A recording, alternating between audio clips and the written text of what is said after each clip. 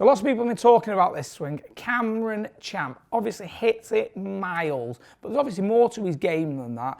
Phenomenal putter, great iron play. You don't win on tour and compete week in, week out without having all of those skills. But the thing that everyone is talking about is how far he hits it. So what I'm going to do is have a look at this golf swing and see what is it where he generates all of this power, and what is it that you guys can take out that maybe allows you to get a little bit more power out of your game.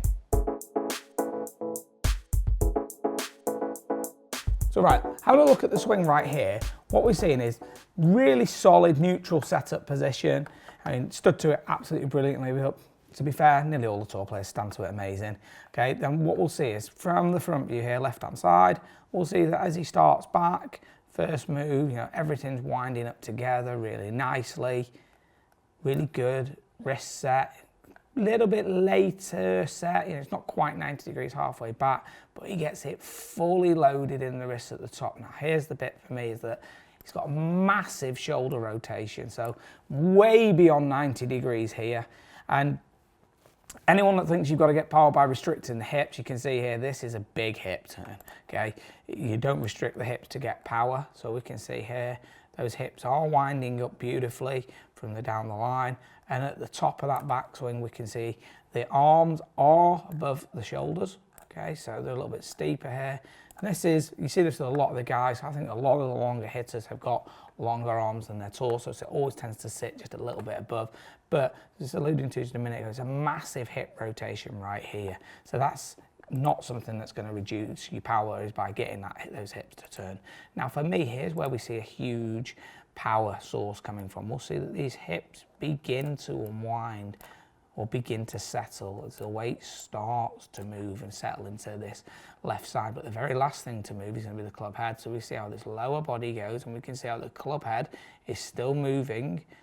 It's still traveling on. So this club head is working downwards in this direction here, while his body is beginning to unwind. So we see that right there. And now this is where a lot of that power is going to come from.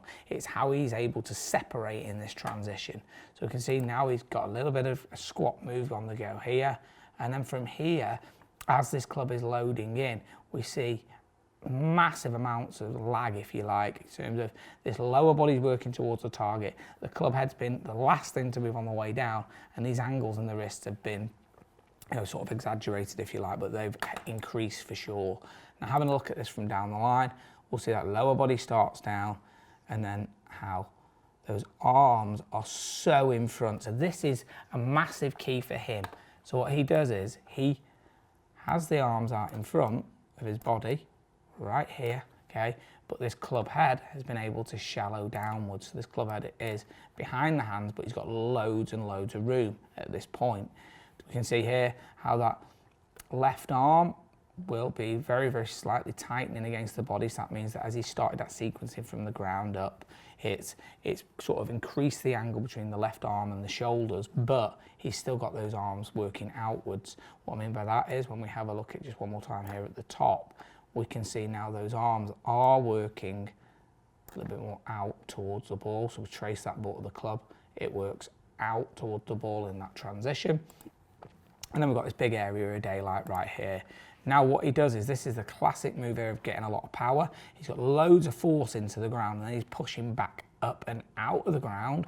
So see how the body pushes up and back in the direction of this arrow. So we can see now he's going to push up and back, and look at how delayed these wrists are. I mean, he's still, got almost the full angle in the back of this right wrist right in here. And that is going to still be maintained almost just before impact. And as he's pushing up, this is obviously extending the shoulder, he's pushing out of the ground, left heel's off the floor, but he's not let go of those wrists. There's no flipping at the golf ball right here. And then from here, he just then unwinds around all the way over into that left heel, end of the follow through. From down the line here, we can then see how that shoulder is opening up, the body is unwinding, and look at how open the body is here at impact.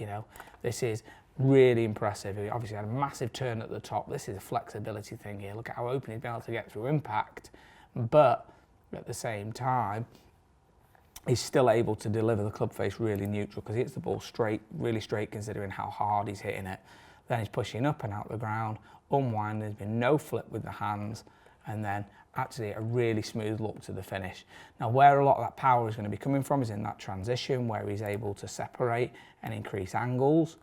And then obviously then from there, he's going to push up and out the floor as a lot of the modern lads do, getting all of that power and then unwinding with that body on the way through.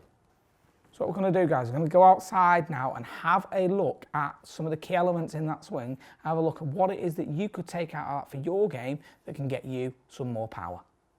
So taking a look at Cameron Champ right there, we can see that one of the big things straight away is that in that backswing, there's no restriction in terms of hip rotation. So if you're going to want to get as much power out of your backswing as possible, in terms of being able to move that into the downswing, is make sure that as you rotate these hips, that you feel the weight being loaded into the back of that sort of right glute and into that right heel. That will mean that you're creating some power downwards, which you're going to be able to utilize in that transition.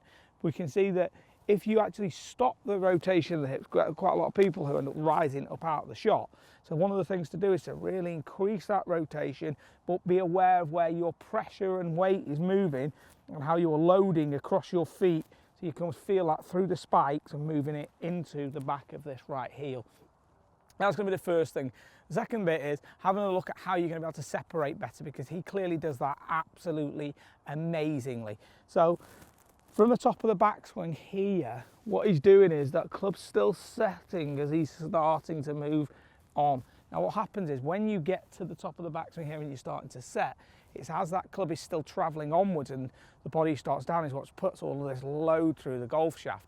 Now the club head itself, while it's in motion at the top of the backswing and you're starting down, actually gets a lot heavier. So in motion it's upwards at around 10 kilos at the top of the backswing in terms of weight, meaning that when you start down, that's what's going to get all of that load through the golf shaft.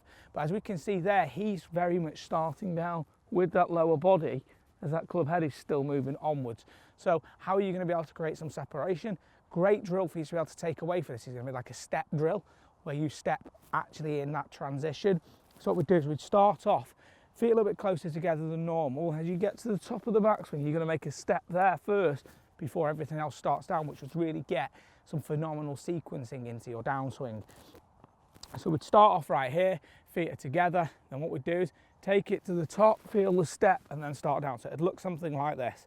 We start off here, take it to the top, get the step, and then come right through. Now it felt like I got that weight transfer, I got the shift across, I got the change in direction, and the last thing to move was the club head, which therefore feels like it's sort of like that multiplying effect of the body, the lower body moving, which moves up to the trunk, the arms, and the last thing to move is the club head. So that drill will really help you. So the two bits that I think are incredible for you guys to take out of it are the fact that he doesn't restrict his hip turn and getting that separation. Obviously he does push up and out the ground. Lots of players do this with their driver. You know, you look at Justin Thomas is a prime example of this as well. Other things that he does that some of those long drivers do, but these two bits are things that I think that could really help you with your game. If you'd like to see any more pro analysis, comment below. Whose swings would you like to know a little bit more about on the tour? If you haven't subscribed to the channel, please do so. If you like the video, give it a thumbs up, give it a like below. Thanks for watching, and talk with you again very soon.